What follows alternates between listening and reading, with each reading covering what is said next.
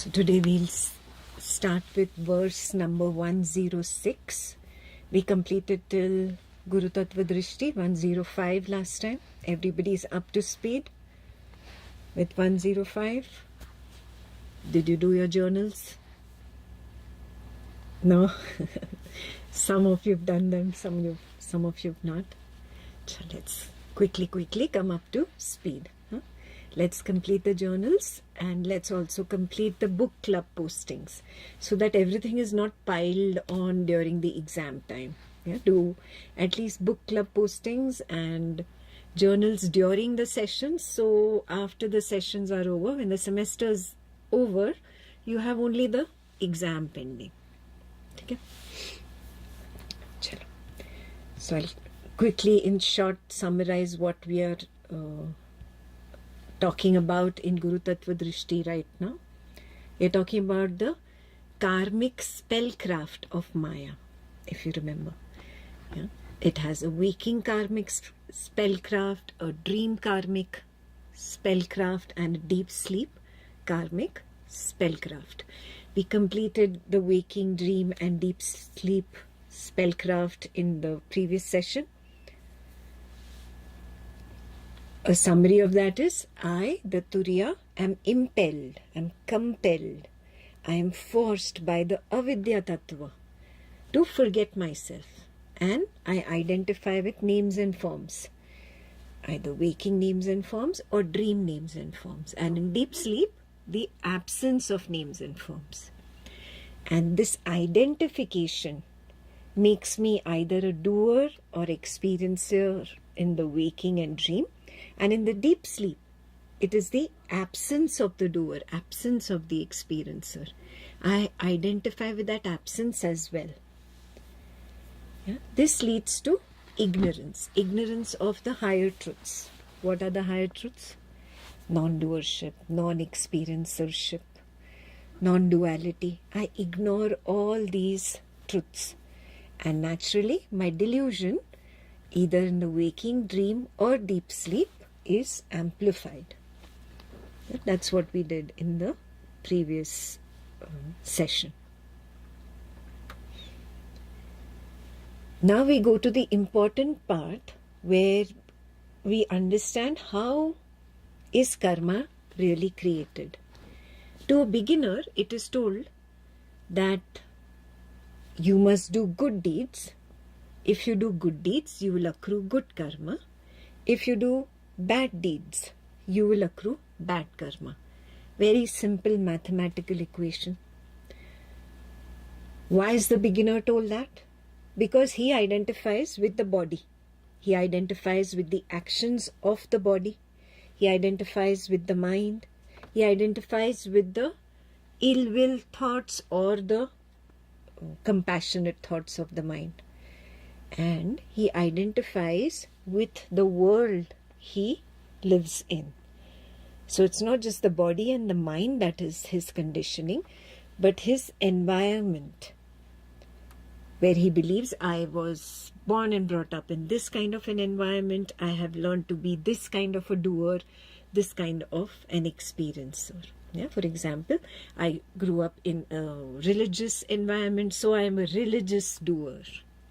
I grew up in a non-religious environment. I am a non-religious doer. You see, I'm just throwing out a couple of examples out there. Attempt to see that the beginner was given a very straight line mathematical equation. But karma is more complex than that. And that's what we are understanding here in Guru Tattva Drishti, that avidya tattva, when that is dominant, that is when karma is self-created. When vidya tattva becomes dominant, there is no karmic accrual. And this is completely different from what you learned as a beginner. A beginner would say, why didn't you tell me this right in the beginning? What is the answer? Because he always considered himself to be the body-mind in a world. At this stage, you have recognized you are the witness of the body, mind and the world. So now the teaching has progressed to this higher level because you have progressed to a higher level. If you were at that old conditioning level only of being the body, mind person in a world, then the same mathematical equation, do good and good will come back to you. Do bad, bad will come back to you. That mathematical equation of karma would have applied. So here we understand what Ashtavakra was telling Janaka. Ashtavakra said, if you feel you are free, you are free. If you feel you are bound, you are bound. What was he saying?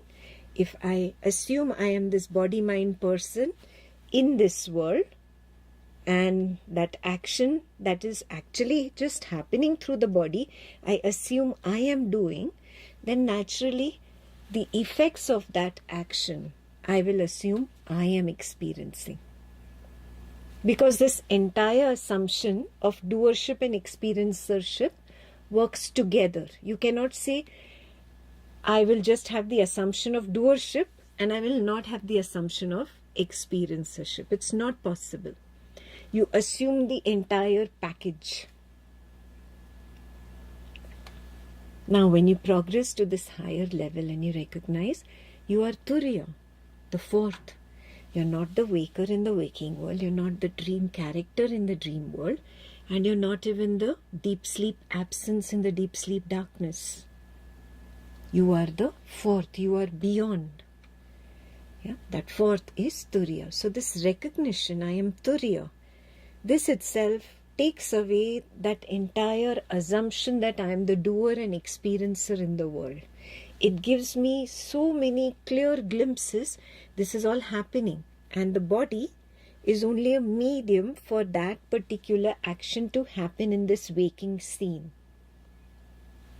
Similarly, the dream character's body is only a medium for that particular action to happen in that dream scene. Yeah? I am not involved. So this is how you graduate to a higher level. Now, here is where the seeker must stop and ask himself, have I graduated? Have I really graduated? Or do I still get back into my old conditioning? I am the body-mind person in this world. I am doing this. I did this great and I failed at this. I am experiencing this. Oh, this pleasantness is great. It's happening to me. Or this unpleasantness is not so good, but it's still happening to me. Am I still there? Or have I graduated to a level of Turiya where I see both pleasant and unpleasant with equal vision? Yeah. Whether wrong happens through the body, it's not me. Whether good happens through the body, it's not me. Whether pleasant is experienced by this body, it's not experienced by me. Whether unpleasantness is experienced by the body, it's not experienced by me. I am only knowing the story. There is a difference between knowing and experiencing. There's a difference between knowing and doing. That's how you know you have graduated to the level of Turiya. If one has not graduated there yet and is there only for a few glimpses here and there during the day, then this must be your goal. These few glimpses are testimony that I have the potential to get established there. Even if I'm getting a few glimpses in a day, it means I have the potential to get continuously established there. Okay. This is where we are going deeper into karma. The explanation of karma has now graduated, or let's say it has gotten promoted to a higher level explanation. Okay. So that is what verse 106 says. If illusion is projected, illusion will be perceived. Which illusion? I am this body-mind person called Ekta. I have already projected this. I forgot I am Turiya. I projected I am this person. Naturally, that illusion will be perceived. So whatever Ekta does, I feel I am doing. Whatever Ekta experiences, I will say I am experiencing. So I only projected the illusion, no? Now I am going to perceive that illusion, and I'm going to be stuck in its story now because I already projected it. So if illusion is perceived, delusion will be identified with. The delusion here is the delusion of identity, belongingness, doership and experiencership.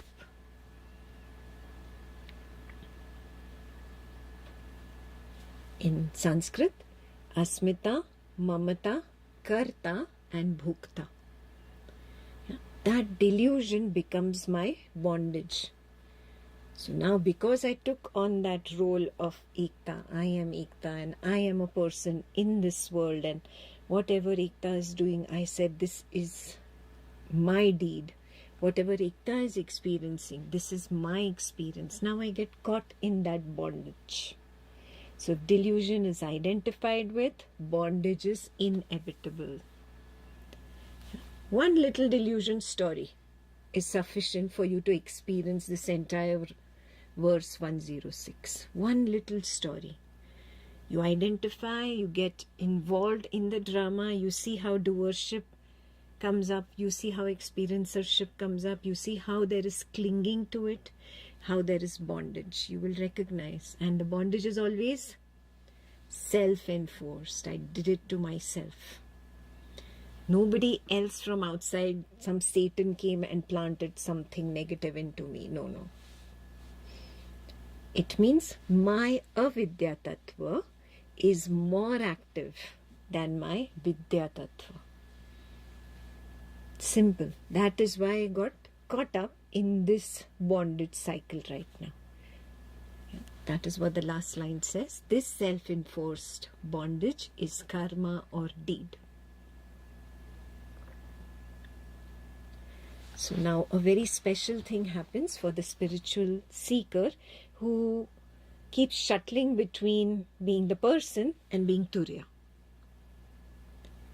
There are moments when he can maintain the distance from the person, he's at Turiya, and whatever is happening at the waker in the waking world level, he does not identify with. So he does not accrue that karma.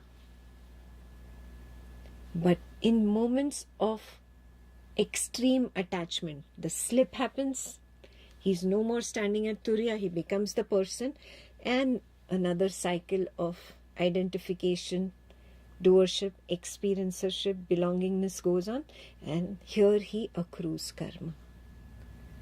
So you will notice where he was at the distance, there is not too many tears, not too much suffering. Where he got caught up in the bondage, there is suffering. And you'll be able to see the two flavors very clearly. You'll wonder, how come in that scene there was no attachment, no suffering, but in this scene there was attachment, there was suffering. So you'll start seeing this at a real time level only if you've taken the correct stand of Turiya. And you'll be able to distinguish and you'll be able to understand Ashtavakra better. Wow, when I feel I am free, I am at Turiya level, I'm really free. The suffering does not even touch me. Not that the waker is not going through that. The waker might be going through the motions, but I, Turiya, am completely zoomed out from the scene, untouched. And then there are moments when I am completely zoomed in, I become the waker and I am bound. Now you start understanding what Ashtavakra is saying. If you feel you are bound, you are bound.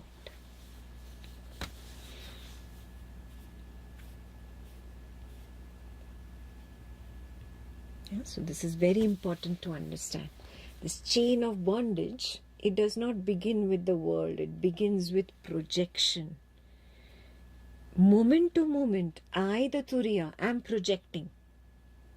And I am projecting Ekta in Ekta's world. You are projecting Sri Ram in Sri Ram's world. You are projecting Sunita in Sunita's world. Yeah, so attempt to see that. The bondage is beginning at the projection level, where it's projecting that illusion, I am Sri Ram, I am Sunita. That is where the bondage begins. It's not just something that I imagine. I hold on to what I have projected. So there is an attachment there. I must recognize it. There's something I am holding on to. And there is a feeling that I am incomplete. And that scene, whatever that element is in that waking scene, that is going to complete me. That is the attachment. And in the moments that you were at a distance, at Turiya level, you didn't have this feeling of being incomplete or lacking something. That's it. It boils down to the simple feeling of lack or no feeling of lack. That's it. Then you add all your words. Okay, it was because of the spouse, because of the child, you add money, car, gadget, phone, etc., etc., whatever. These are all flowery names. Bottom line is feeling lack in a particular situation and slipping in, and another situation not feeling a lack and being zoomed out. Ask yourself, stop here and ask yourself, do I recognize this basic difference, this basic distinction between the times that I slipped and the times where I could just witness?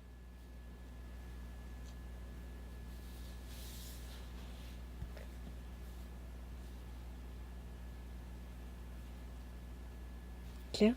And from this illusion, projection, once it was projected, that is what was perceived. Once that was perceived, the delusion came up. I took it as mine, my family member. This is my right. This is the way you should speak to me. You should respect me, etc., etc. And there was identification. And because of all that drama, there was bondage.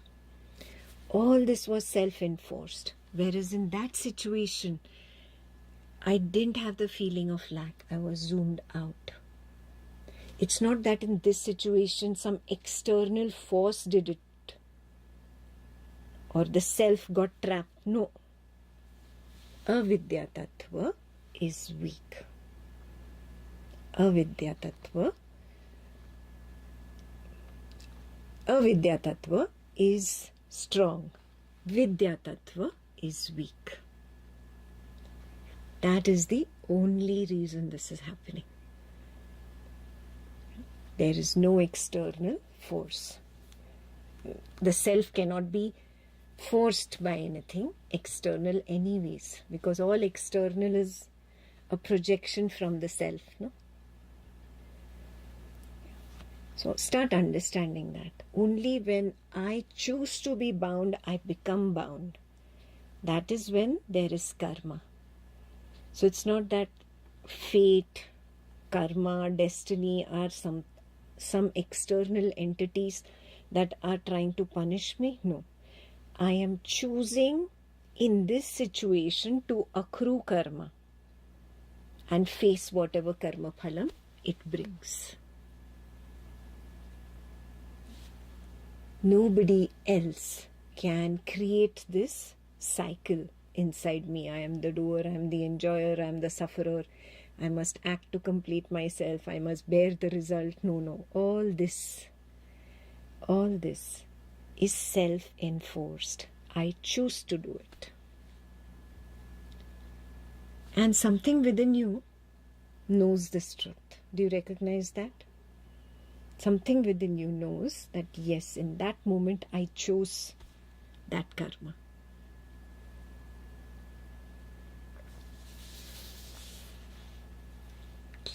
So what Rama is saying here to Lakshmana, that once you have projected, you're going to perceive that. Whatever is perceived is going to become your bondage. So what is the right thing to do? Understand Maya. Understand that your avidya tattva is really strong here. Understand that avidya tattva is making the ahankara identify with whatever the scene in the waking world is, and that is creating karmic bondage. See it in action. He's saying, don't believe me. See it in action. Lakshmana can say, okay, I will change the projection. Whatever you change the projection to, its karma phalam you are going to experience. Because the moment you change the projection, you are willingly getting trapped in another illusion. You're saying, I'll get trapped in a happy illusion. A happy illusion is an illusion. It only shows happiness on the surface. At the other end, there is suffering. The tail end is suffering. We cannot see the tail from here. So anything that you have projected, you will have to go through it. So what should one do? One realizes, okay, I have projected this body-mind. So does this mean that I will always have to experience this? So this is where the wisdom matures. It says no, only when you identify with it. Only when you identify with it is it going to lead to karma phalam. Okay. So the one who is identified with the delusion is itself an appearance. Remember that. You have chosen to forget Turiya, your reality of Turiya. You have chosen to believe to be this person.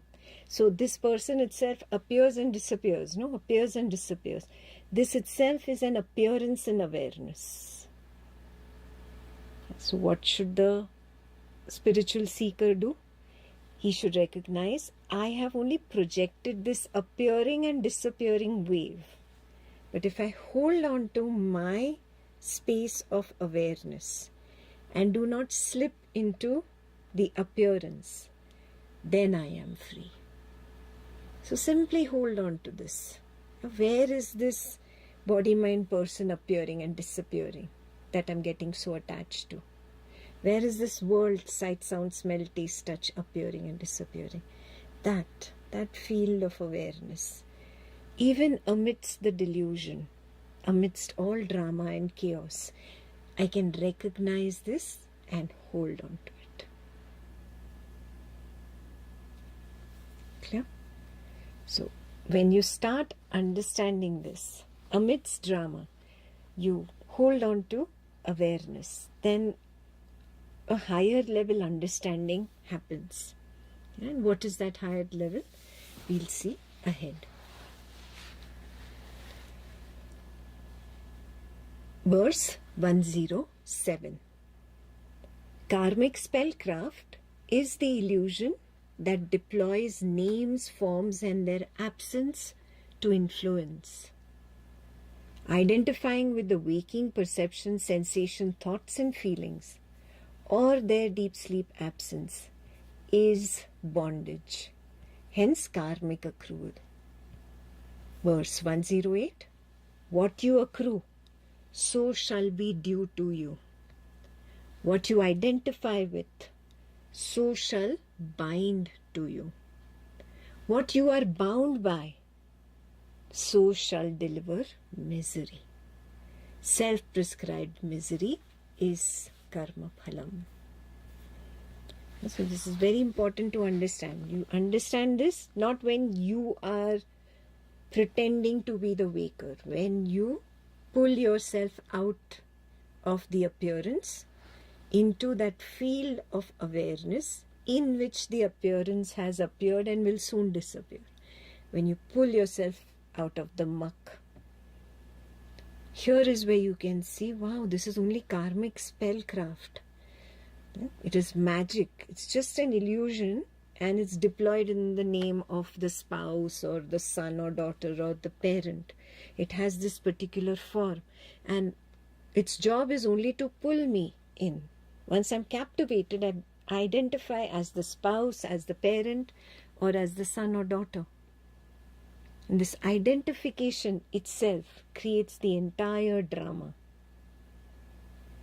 That is bondage. Only then there is karmic accrual. When I stay at a distance as the witness, irrespective of whether the waker behaves in this way or that way, I am at a distance, then there is no karmic accrual. Very important pointer. Karma is there only when I feel I am the doer or experiencer. When I'm out of the illusion, it becomes very clear there is no karma. The event is still happening, but it is not happening to me. That is the difference. The action is still happening through the waker, but it is not me that is doing the action. I am just like a spectator of a show, a magic show. And when I just abide there as the spectator, as the audience, and not jump in and become the person, then only can I claim I have graduated to Turiya level.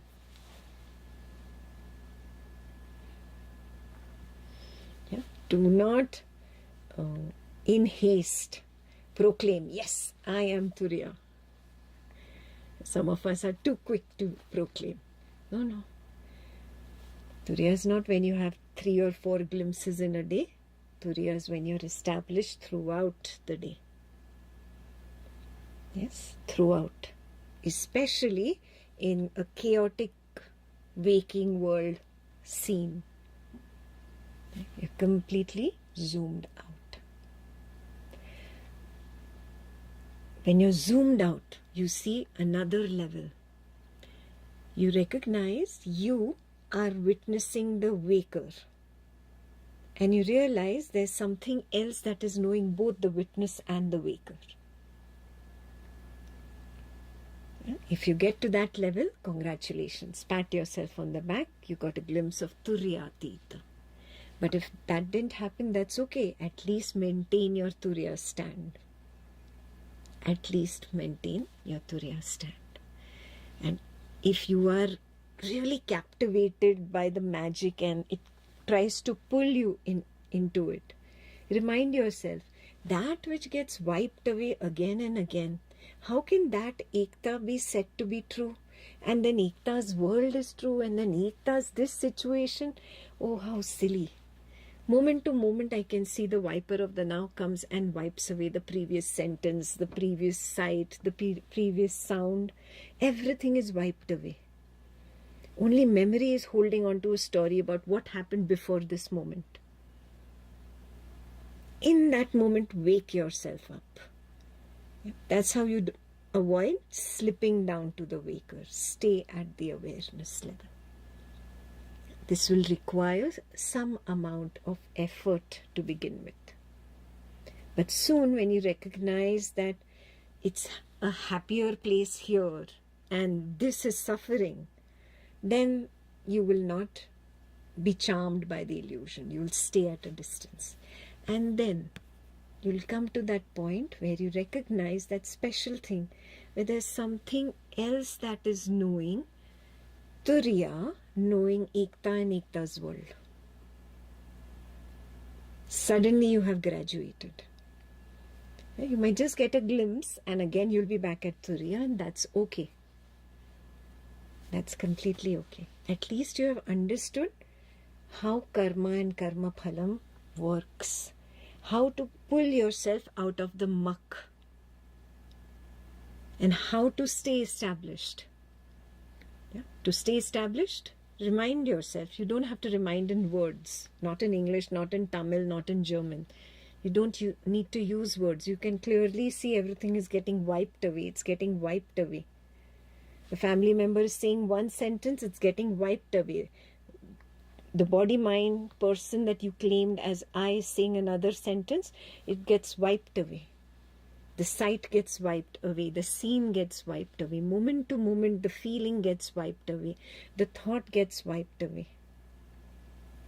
Remind yourself, if I jump in, I will accrue that karma. If I accrue the karma, it is due to bind me. And once it binds me, there is only going to be misery. And the misery is not a few moments. It lasts a long time. I've been there before. This entire thing should be seen. Yeah? The arising of speech, maybe harsh speech from a family member, and the wiping away. Another thought, and it wipes away. The waker says something, gets wiped away. Unhappy feeling gets wiped away. Not to get into it. The moment I get into it, it will bind me and there will be misery. And then that is karma phalam. Clear? Very important understanding on karma. I will pause here to answer any questions on the discrepancy on karma explanation between what you heard as a beginner and what you now at this Advaita level 3 are getting. So if there is any confusion about that, we can still have a question answer session on that before we move ahead.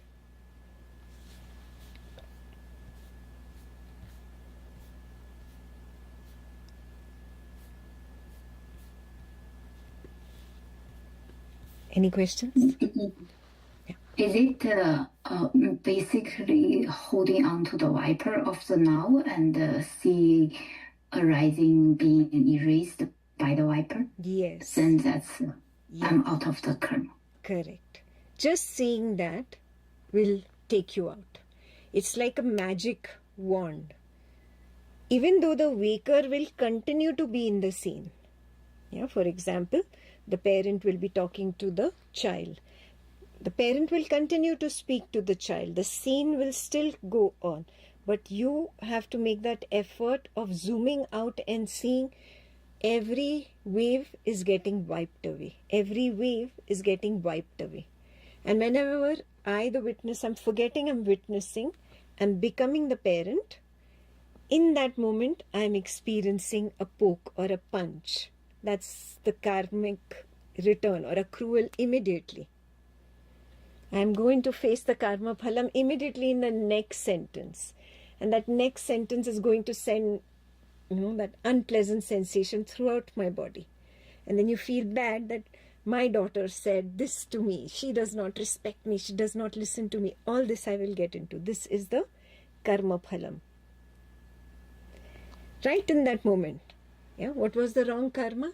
I slipped from my Turiya level and I became the parent.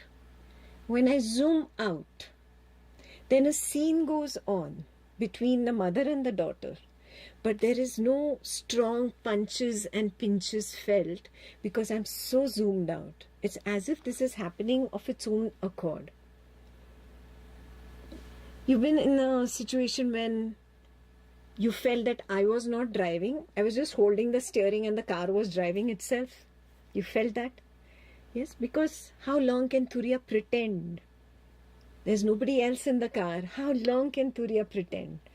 Turiya zooms out and what is happening between the waker and the waking world is happening. That same feeling will come when you have zoomed out of that argument with the daughter. I gave you that example just to draw a parallel, help you draw a parallel. How you felt that, oh, I was not there. I was not paying attention to driving. I should pay more attention. Just like that, you'll have a feeling, oh, I should pay more attention. I'm not even paying attention to what the daughter is saying. That was the right thing you were doing. stay out of it. Not my circus, not my monkeys. Just stay out of it. And let this continue. Yeah? You will be very enthusiastic to do this in unpleasant situations because you don't want to feel the unpleasantness. You have to do this even in pleasant situations. For example, right now, Ekta is teaching about karma. But I am standing at a distance. I dare to delight that she has explained this, like this, like this. No. Yeah, because I know what can happen from that. That can lead to karmic accrual. Accrual means there is bondage, misery will be delivered, and there will be karma phalam. I'm very clear about it.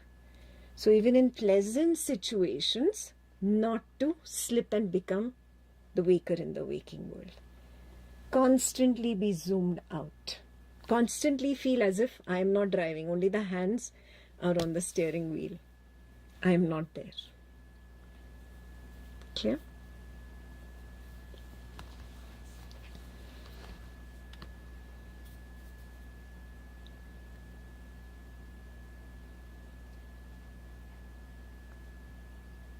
Any other question?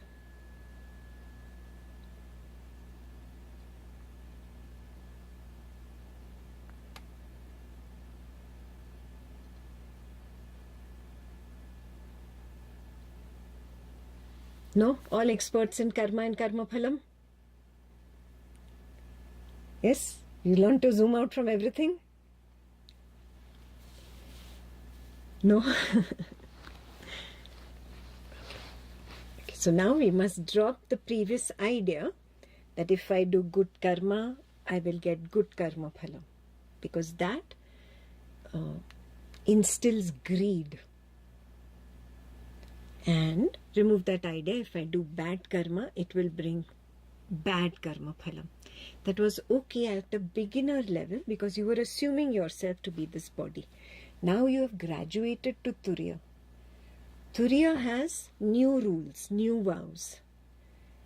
When the waker does some karma, the waker experiences karma phalam. I only know of it. It doesn't matter whether it is good or bad. Those labels are also put by the waker. Turiya has an equal vision. Turiya does not see bad. Turiya does not see good. Turiya just sees. Like you watch a movie. So you just see what is happening in the movie.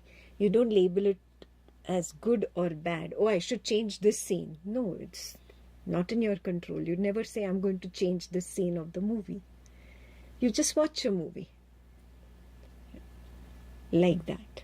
You simply watch what is. You cannot control the waker in the waking world.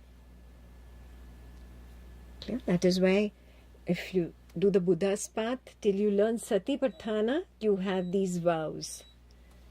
What are the vows? You do good, good karma phalam will happen. Yeah? You don't do good, then bad karma phalam will happen. So you stick to the Buddha vows. Yeah? When do you do this? Only when you are at the Satipatthana level, the beginner level. Once you cross over to the jhanas and you complete jhanas, now the rules change on you. Yeah? Because now you've realized something higher. So I'm just drawing a parallel between the Advaita path and the Buddha's path. Once you cross over to the other side of the 8 jhanas, when 9th jhana really truly happens to you, then the rules change completely. Now you don't have to follow the vows.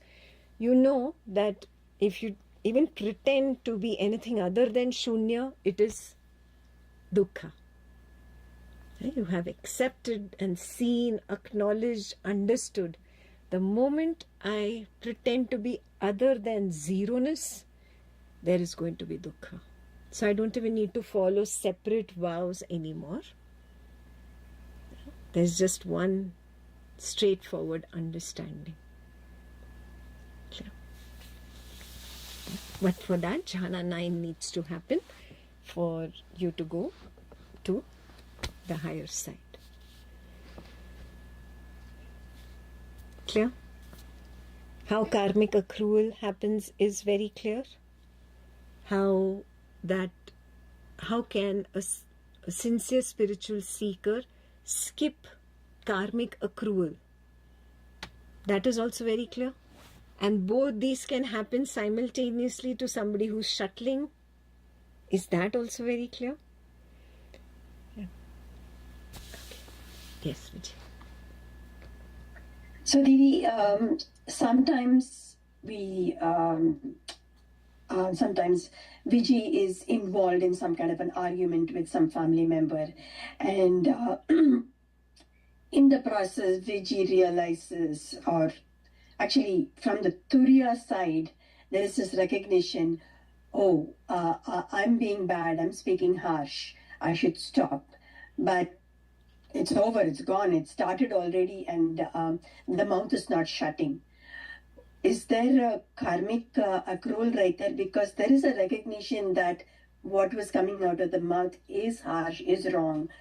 What is happening there? There seems Vijay is a little bit confused there. If it is Vijay or Vijay's Turiya there. Very nice, beautiful question. How will you know? If you are surprised by the sentence, by the speech that comes out, it means you are at Turiya. If you are at Vijay's level, it will be premeditated. It would have been revised multiple times. There would be a broken record. I'm going to say this and I'm going to say that and I'm going to say that, and then it's not surprising you. So this is Vasana. This comes only at the body-mind person's level. But when you are at Turiya level, you're surprised from where did this come? I don't even know from where these words came. It was not premeditated. There was no broken record going on just a moment ago. There was not even a thought about speaking to this person. And suddenly you notice that the person has started speaking. I'm at a distance and I'm surprised from where did these words come. So that's when you're at Turiya level. Which means it is a part of the flow between this waker and that waker. There is an exchange going on between two coordinates of consciousness which is not in my control. Yeah, so how much ever I tell Vijay, stop talking. Vijay cannot stop talking because it is the flow bringing it up. Yeah? So I've told you this, many times you decide, okay, I'm not going to scream and shout. I'm not going to scream and shout, and as if there are these two parts in you. One is saying don't and the other is going on, and you're like, oh, am I going crazy? No, you're not going crazy. You're seeing reality. In that moment, it's the moment to study that this is automatically happening through the flow. This is vichara.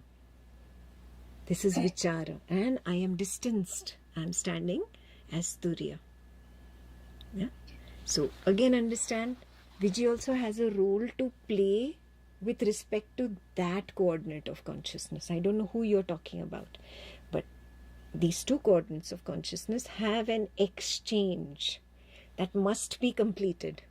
And how much ever you say, no, I am done with this exchange, I am exiting, you will not be able to exit till the exchange is meant to happen according to the measure stored below the deep sleep surface.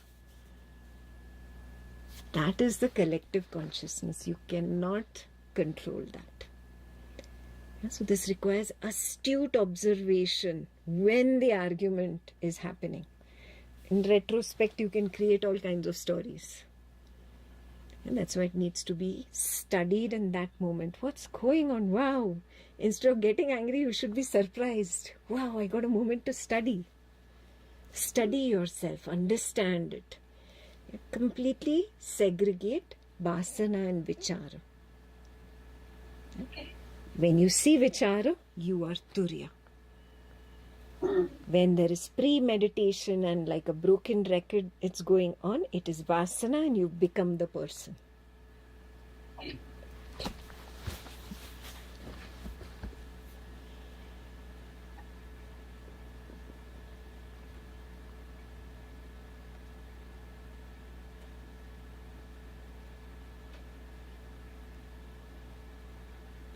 Good. No other questions?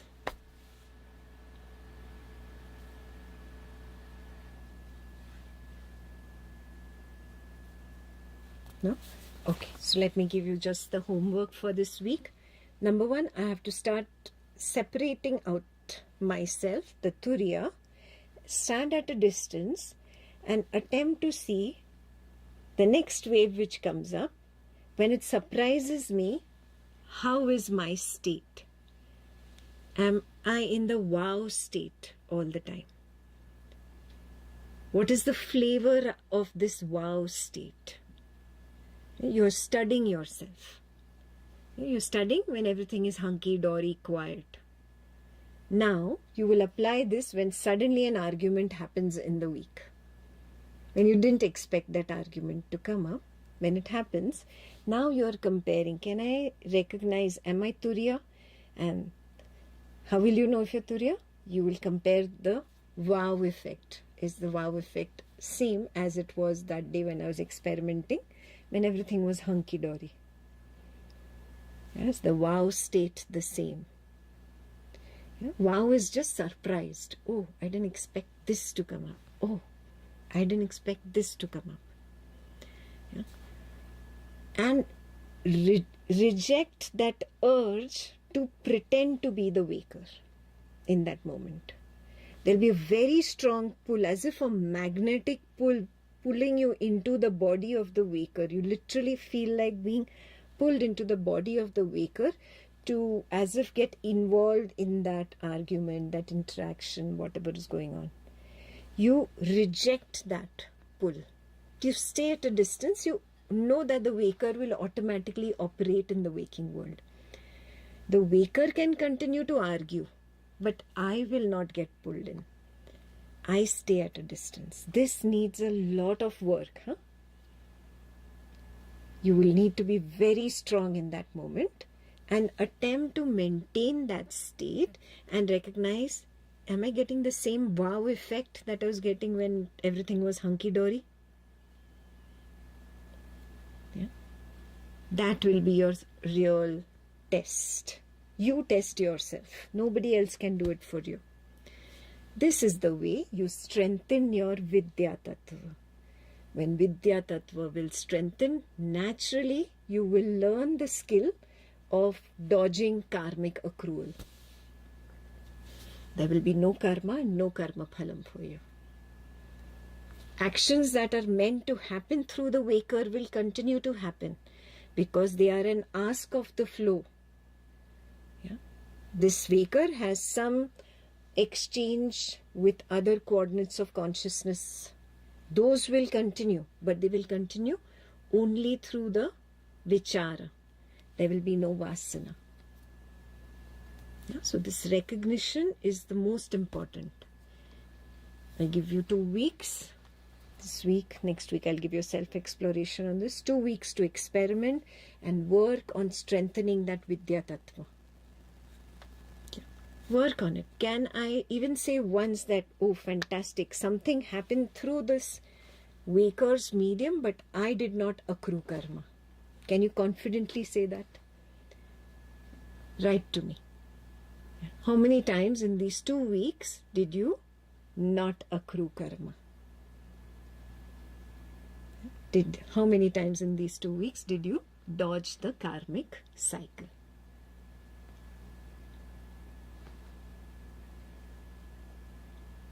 Good? Yeah, homework is good. Now, if any questions come up later during the week, I understand you have that old conditioning. If any questions come up, please post them in flock. I'll answer in flock. It will help the others also. Clear?